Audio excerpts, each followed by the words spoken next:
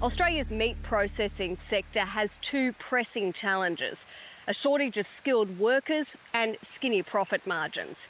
Its research and development arm is pushing to get new labour-saving technology like robots and AI into abattoirs sooner. It's a plan to increase profits and get tech-savvy jobs into regional Australia. Landline's Pip Courtney reports.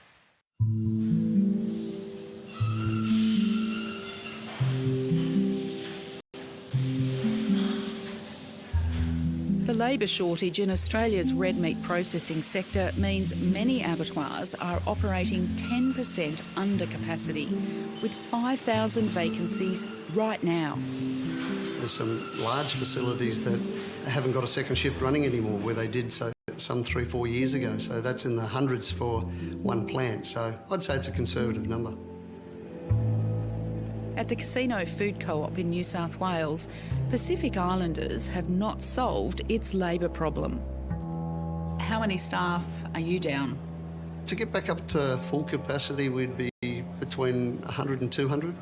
So full capacity is obviously subject to the cattle supply, which we think is going to be better over the next 12, 18 months for sure.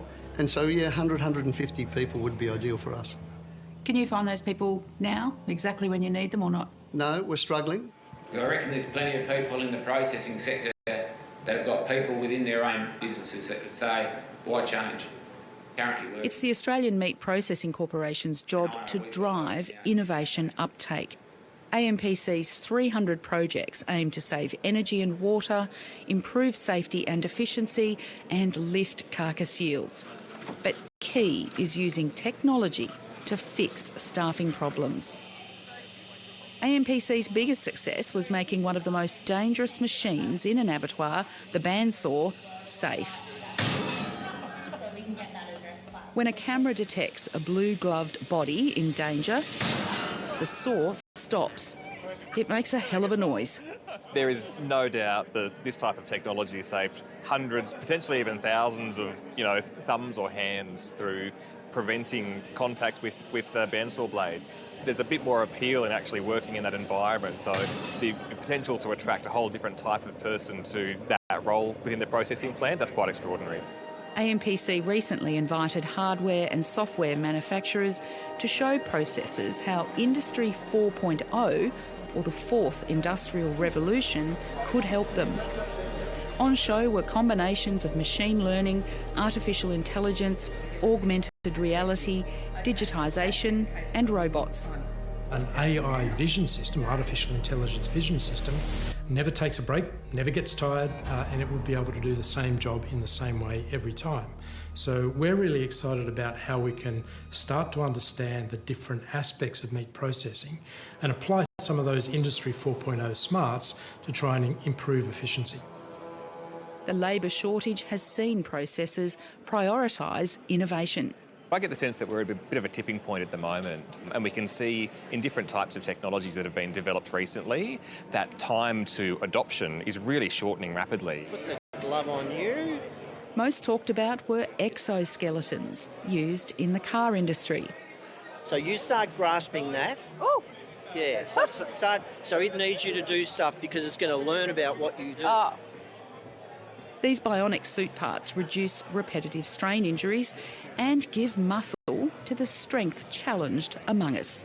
I think eventually this type of soft wearable will start to permeate all these other designs. Having sort of the mechanical metal bits, I think, will diminish, and we'll have all these softer, sort of more gentle elements. Just got a little demo picking and placing things, and we'll see how good I am. This shadow robot distances workers from dangerous machinery and can be operated by staff who aren't strong or even there. Several systems will give those who've never considered an abattoir job the chance to be hired. You could have people operating a robot remotely, so they don't have to be in the same area to do that. They could be in a completely different geographic area, which would help you out. And someone who's disabled could get a job? Yeah, 100%. It wasn't as easy as it looked. You get used to it surprisingly quickly, though. Get the button on the left. Oh, there's a lot to think about. Now. Next door was a labour saver, which has learned to detect, pick and pack different cuts. Feedback from processors trialling it is positive. You can get this grabbing them. It can be as patient as you like and wait for things to come down the line, and they're quite quick. This is where machine vision is really at the cutting edge. How do you detect and correctly identify a cut of meat? With AI, it's learnt from seeing thousands and thousands and thousands of images of carcasses that have all been labelled, this is a carcass, and then it can generalise.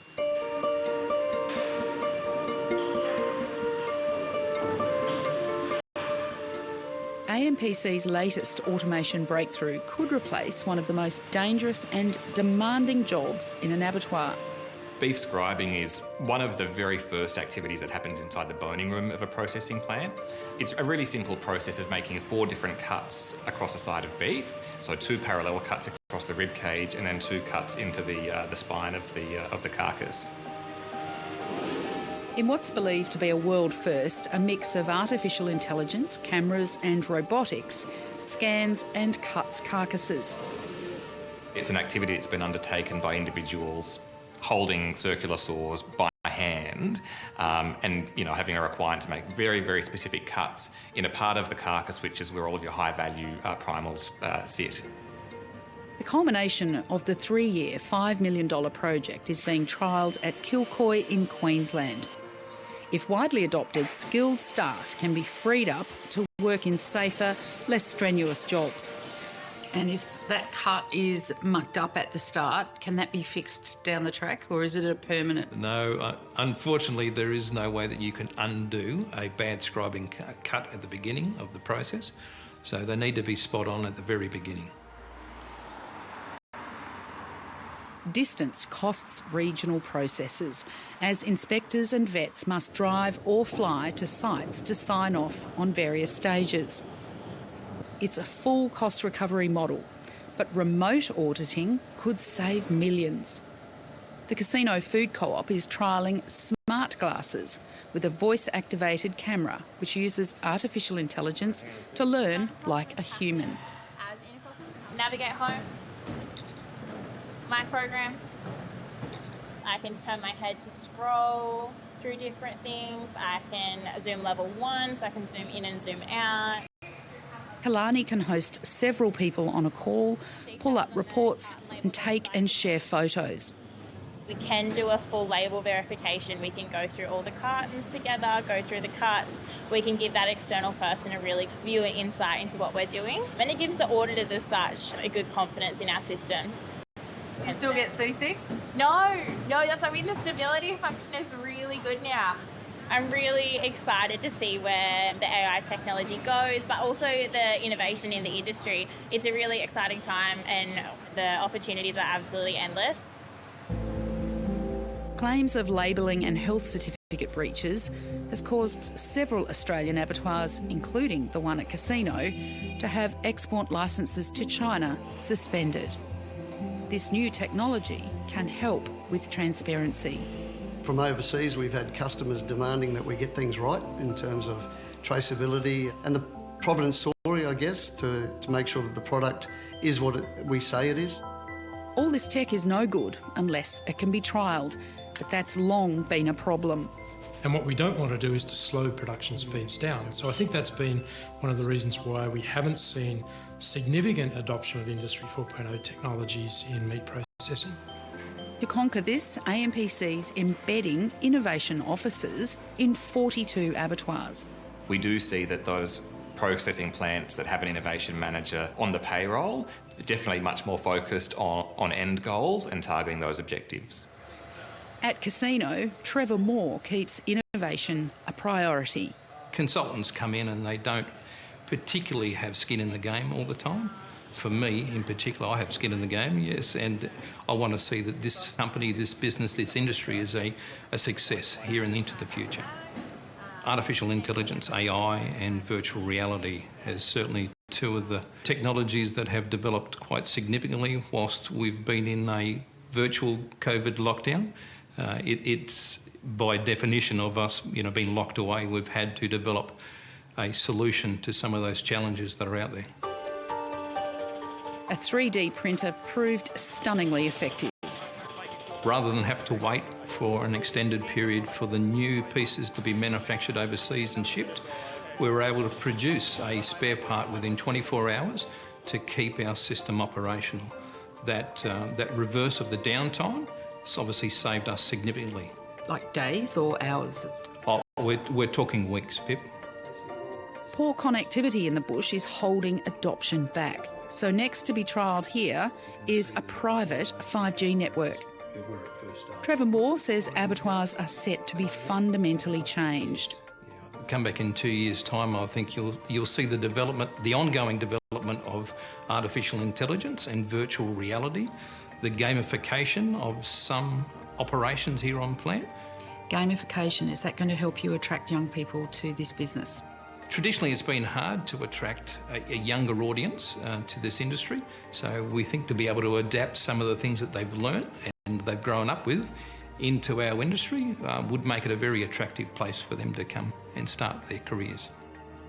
Chris Taylor's excited about the potential boost to rural Australia, with processors often the biggest employer in town. It's not just a win for processors, it's a win for regional Australia and it's a win for the national economy as well. Dr Smith is confident Industry 4.0 will transform regional Australia as the jobs machines take over are replaced with better ones. If meat processors are adopting these kinds of technologies, then what other kinds of businesses might be attracted to the region, because there is a workforce that's trained and skilled in developing and running these sorts of tech. So exciting times, I think, for regional Australia through meat processing. Carcasses, unlike car parts, are all different, so humans will always be needed in abattoirs. But finding systems which mimic human thinking and activity is a never-ending search. I think we've been playing in the space for a long time and we haven't had that big quantum leap. I think it's only around the corner because I don't think we've ever seen the crisis that we're seeing at the moment in terms of